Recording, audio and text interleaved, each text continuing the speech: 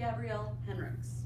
$25 million. That is the amount the Zumbrota-Mazeppa School Board spent last year.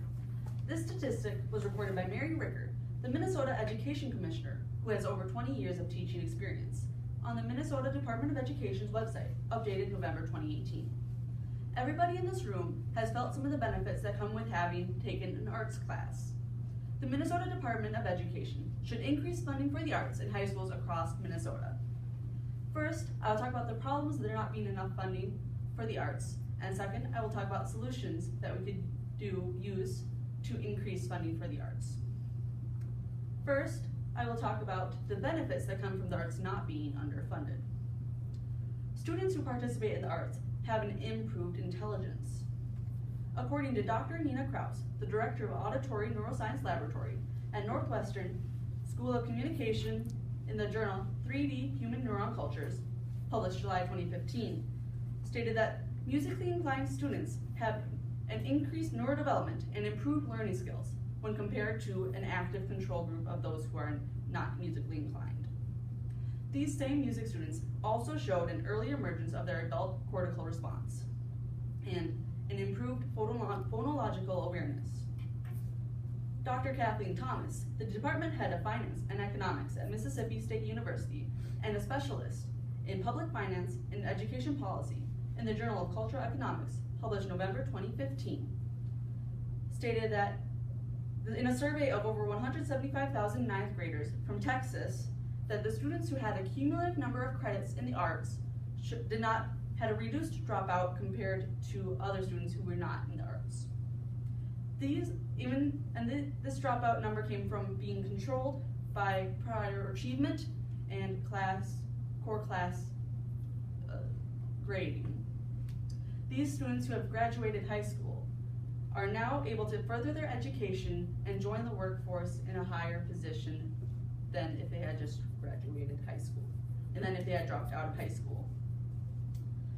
Dr. Erica Scow, an assistant professor at the University of Connecticut in their Department of Speech, Language, and Hearing Sciences, with a specialty in auditory evoked potentials in the journal Frontal Psychology, published December 2013, stated that musically inclined students had an advantage over their musically naive counterparts in hearing through background noise.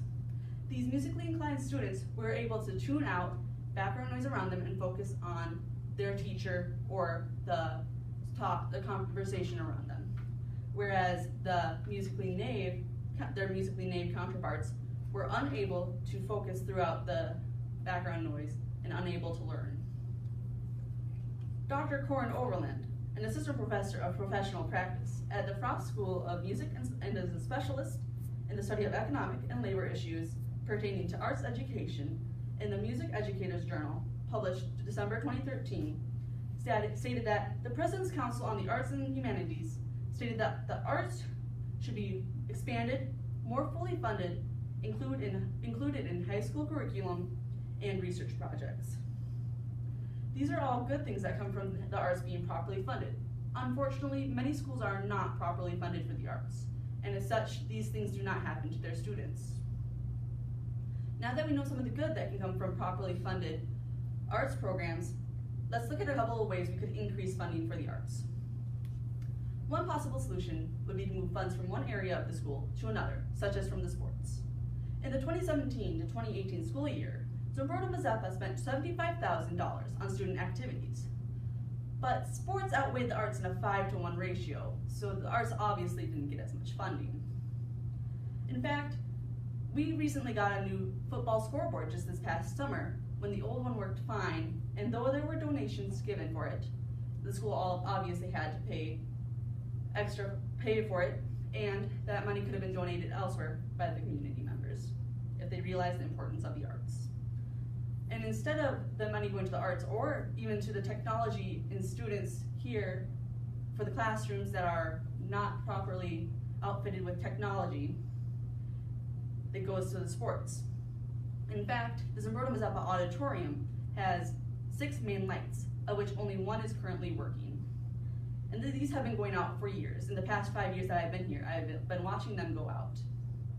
In fact, even with the flooding this past year, there is no plan in place as to this date on when the school will fix the auditorium.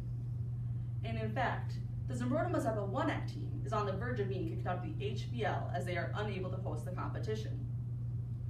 Another possible solution would be to increase funding overall to the high schools in Minnesota. Not all schools have communities with companies that are willing to give them donations that can go towards the arts. And even when they do give donations, they are far more likely to go towards technology to help keep us up with the surrounding communities. First, I talked about the problems of there not being enough funding in high schools across Minnesota for the arts. And second, I talked about some solutions to increase funding for the arts. Minnesota Department of Education should increase funding for the arts in high schools across Minnesota. Of the $25 million the Zumbrota Mazeppa School Board spent last year, over $1 million of it went towards maintenance, yet none of it went towards the auditorium, the band room, or the choir room.